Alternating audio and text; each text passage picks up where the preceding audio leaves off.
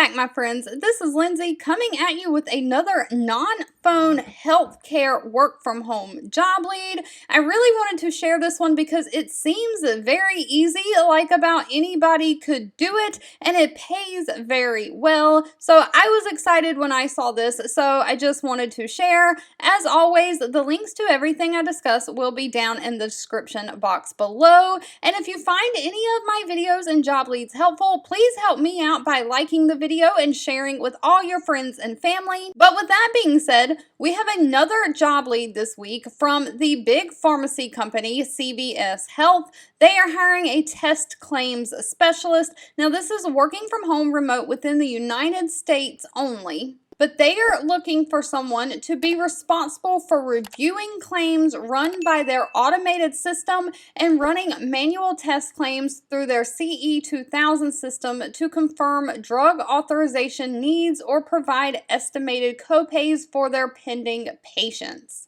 So in the healthcare field, a lot of insurance companies have rules programmed into their computer system, and claims are received electronically and almost like automatically processed through the system. So a human does not normally have to review a claim and process it. So this seems like you are reviewing the claims that have been automatically already processed by the system and then manually checking them to make sure that the system is doing its job and programmed correctly and processing the claims the way you would expect them to be done, just making sure that everything is up to date and working smoothly. Now, this position is full-time permanent, it's got benefits, and it is not through an agency. You will be working through CVS. It says typical work hours for this position is Monday through Friday, 11:30 a.m. to 8 o'clock p.m. Central Standard Time, and you will have to rotate on Saturdays, and some holiday shifts are required. Of course, this is anywhere within the United States. They do not have any state restrictions. That is the good part.